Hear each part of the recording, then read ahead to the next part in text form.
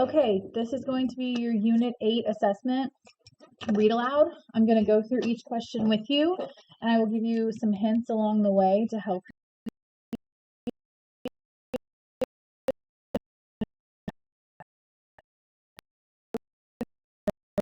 A row garden with 2 rows of pole beans and 2 rows of cucumbers. Each row is 10 feet long. There is a 3-foot space between rows and around the edges.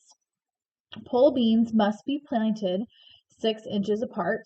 Cucumbers must be planted 1 foot apart. So it says sketch a diagram of the garden, label your diagram, include measurements of the length of each side of the garden. So what I'm going to do is I'm going to draw a garden, and I would like you to do the same thing, make your square look better than mine. And you are going to draw 2 rows of bean poles and 2 rows of cucumbers. Remember, rows go this way. So you're going to draw me 2 rows of bean poles, so 1, 2, and 2 rows of cucumbers, 1, 2. Okay, after you do that, in your picture, you need to be able to show me that there are 3 feet of space between the rows. So you could do a couple things. You could draw little arrows like this between each row, or you could draw little lines and tell me that there are 3 feet in each row. After you do that, you need to then tell me what is the length and what is the width. Okay? Pause now to do that question. B says pole beans yield about 75 pounds per 50-foot row. Cucumbers yield about 60 pounds per 50-foot row. Determine the estimated total expected yield of Abner's row gardens. Use pictures, symbols, numbers, or words to explain how to solve the problem. Okay, so what we're going to do is we're going to say that we're going to look at the 50-foot rows per each of those vegetables that we just did, bean poles and cucumbers. Okay, so the first thing we're going to start with is bean poles. So you need to be able to tell me, let me write cucumbers. You need to be able to tell me how I would figure out how much each yields. Okay, so it's going to depend upon how much is in each 50-foot row. Okay, then you're going to take the total for your beans and the total for your cucumbers, and you're going to add them together. Okay, pause and solve that problem.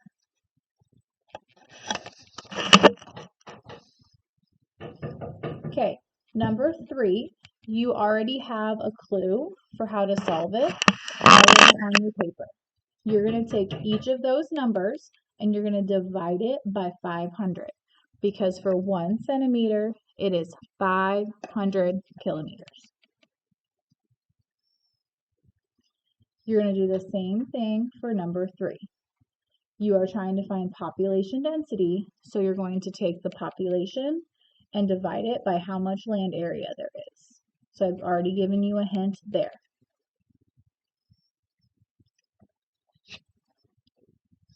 So for number 2, it says Jupiter has many moons. Its 4th largest moon and their diameters are listed below. Complete the last column of this table by calculating the size of the moons for a scale model. Number 3 says, use the populations and land areas of the following countries to complete the last column. Round your answers to the nearest tenth.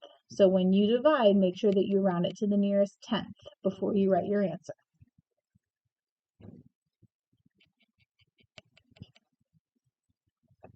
Okay.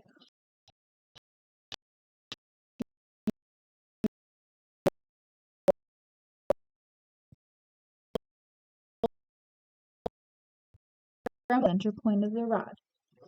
It says, what is the weight of the object to the right of the fulcrum? So remember, your formula is capital W, capital D multiplied equals lowercase w times d. So remember, this side of your mobile is your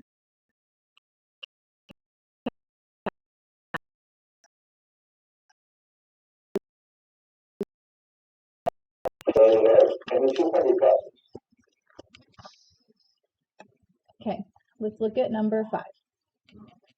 So it says, the original house is shown on the coordinate grid. It says, how wide is the original house? So when you do width, you're going to write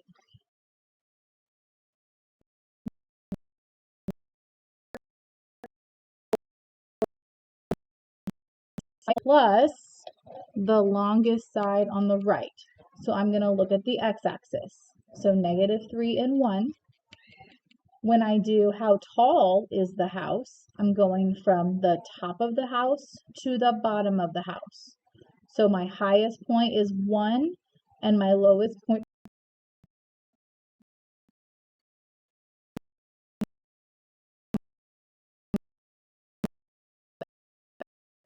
Okay. Now for C, it says find the distance from any point on the bottom of the house up to the height of the peak of the roof. So I just told you, you go from the left to the right and then from the top to the bottom. So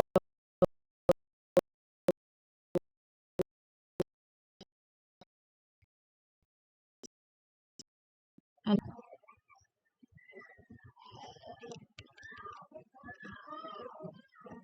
okay, let's look at C. It says record a new set of ordered pairs such that a new house will be twice as tall and twice as wide.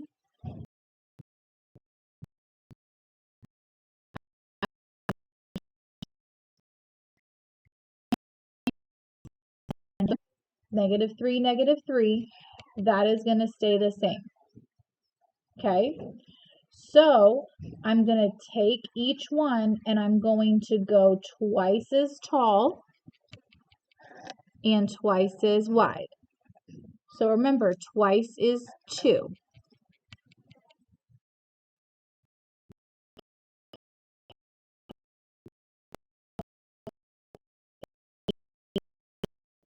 I can't go any wider than what it already is, but I can go twice as tall. So I'm going to go 1, 2, that's twice. So we would go -3, 1. I will do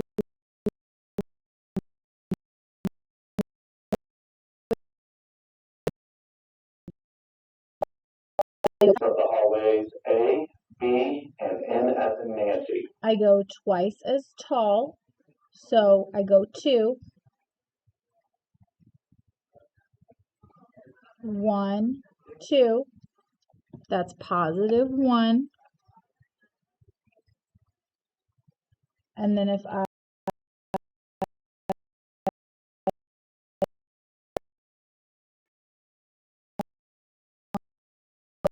I'm at 1,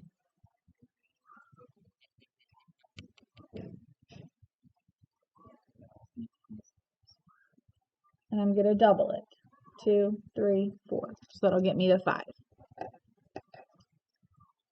Try your best on this one. I know it's difficult.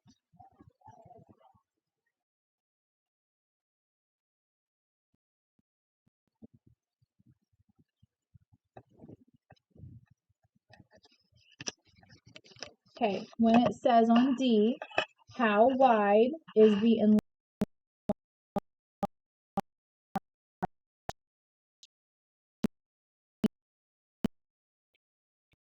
original house, and then you're going to look at the house that you enlarged, and you're going to tell me what the difference is between those two houses.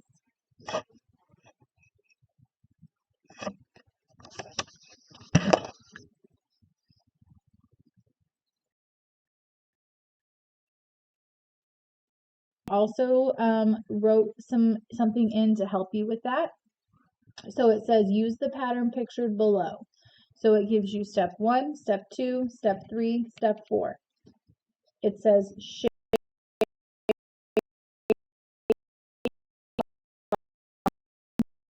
step continues, it stays 3. You always start with 3.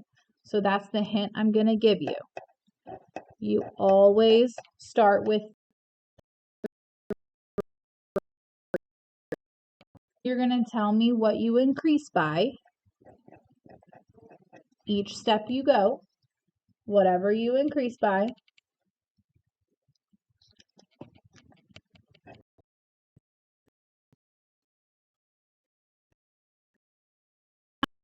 Whatever step you go. Use your study guide for this, or think about the test that or the homework that we did where we multiplied and the number goes up each time.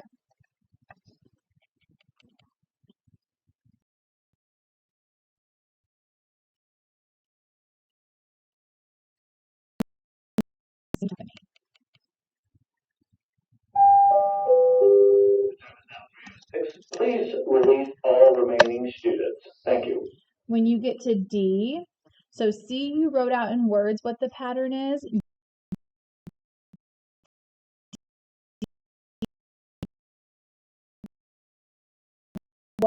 As our steps increased. Okay, so remember, step means N.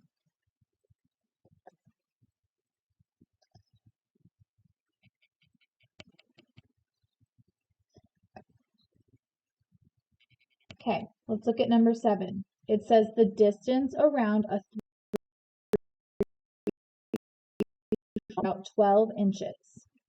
What is the ratio of the bird's height to distance around its neck? So remember, ratio,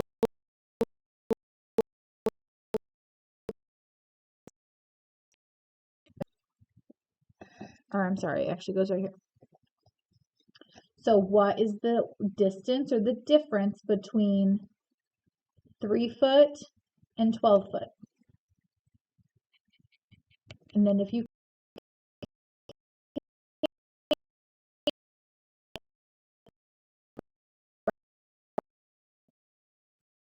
K represent the height of the crane and K represent its neck size in the same units. Write an equation to represent the relationship between height and neck size. So J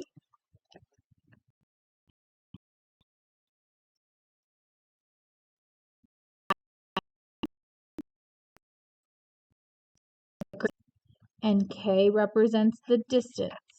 The distance was 12 inches tall. When you write me an equation, you're going to have an equal sign between those two numbers because you are comparing those numbers. For C, it says if the same were true of people, what would be the expected height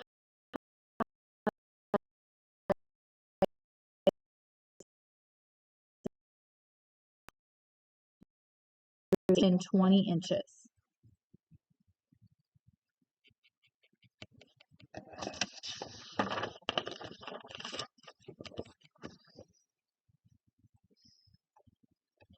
Last question. Let's take a look at number 8. So it says Julia recorded some of the main expenses for her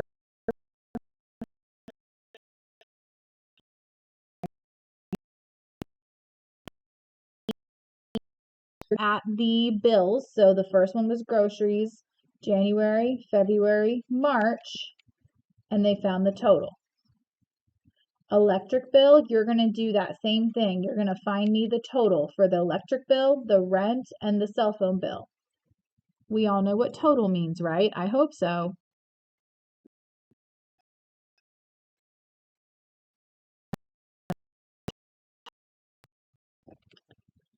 Then it says, write a formula for E that could be used to calculate the total that the family spent on electricity. So for number A, you're looking at column 3 or row 3. which box we would add. I'm going to give you the first one. The first one is January, so it's in column B, row 3. So my first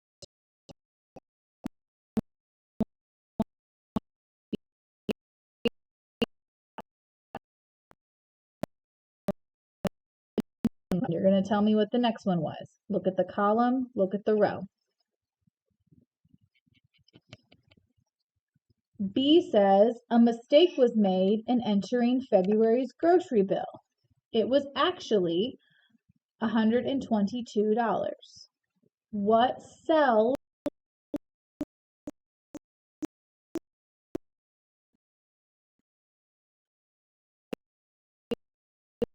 you're going to tell me which columns change. I will give you a hint. There are 3 columns that will change.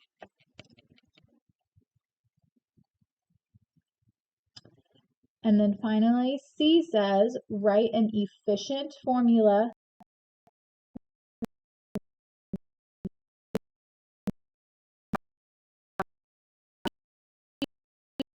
after you add up all these numbers. E6 is going to be your grand total. So that's how much money all of my bills are going to be together. So you're going to tell me what formula I could use. I'm going to give you the first one. The grocery bill total was $354.